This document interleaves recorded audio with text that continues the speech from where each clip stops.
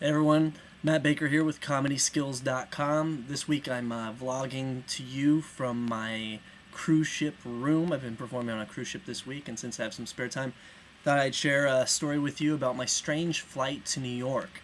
I was traveling with my Italian buddy, Antonio the Magician. He's not a real magician, we just call him that because he can make bodies disappear. We decided to fly Southwest. Obviously not for quality, because everyone knows it's the only airline where the pilots have to breathe into the ignition to start the plane.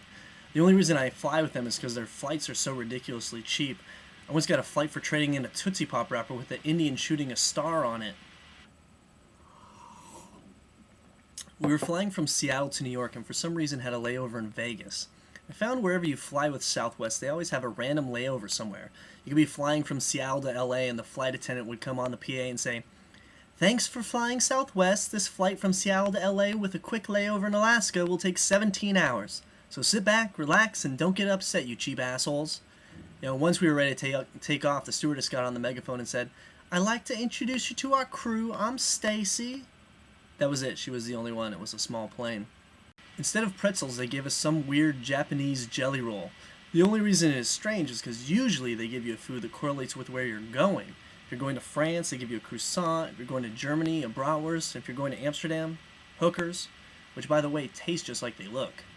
On the flight to Vegas, I was hoping for free margaritas and an STD test, but instead Southwest gives me a fucking Japanese jelly roll. I got the roll and immediately flipped it over to see what combination of ingredients made up this Asian delight. I was surprised to find out that this Japanese delicacy is made in Wooster, Ohio. Of course it is. Everyone knows that's where you go to get good, authentic Japanese food. On the back, it also said, "Use as a side dish with alcoholic drinks and snacks for kids." There are two things wrong with this statement. First of all, when is an alcoholic drink the main dish?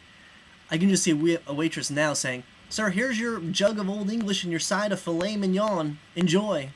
The way I look at it, if you're having alcohol as your main dish, you need to be flying away from Vegas, not going to it. Also, if you're having alcohol as your main meal, you have bigger problems in making sure the jelly roll is a side dish. Second, why are you giving this snack to kids? What kid says, "Dad, I don't want a peanut butter and jelly sandwich today.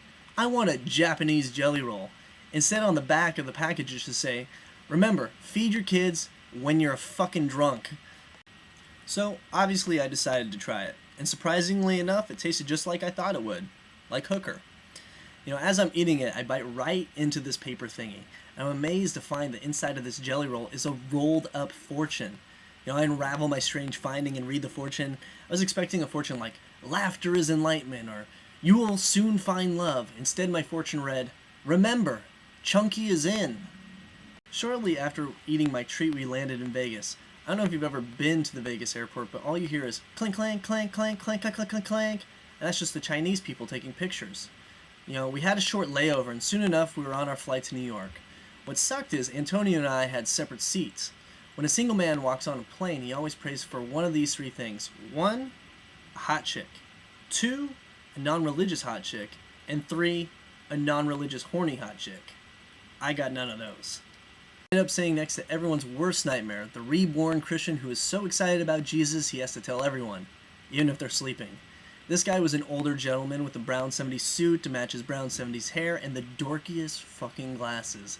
He looked like the guy who gets a job at the dollar store for the employee discount.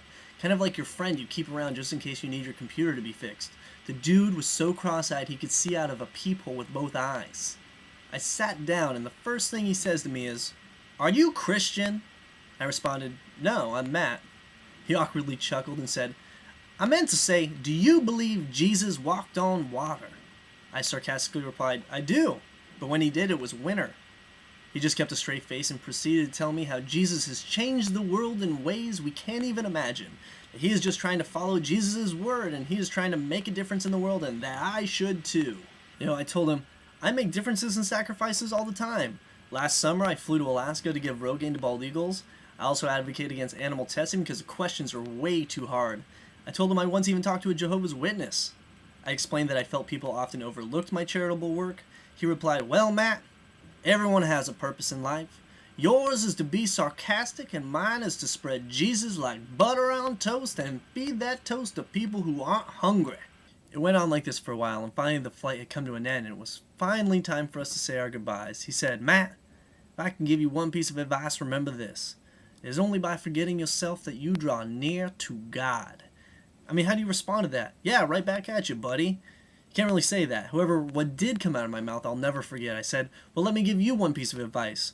Flustered and searching for something quick, I said the first thing that popped into my head, which just happened to be, "Remember, Chunky is in." And that's my story of my strange flight to New York. Check into comedyskills.com for more blogs, more funny videos, and all that jazz. And I'm Matt Baker signing off. Peace.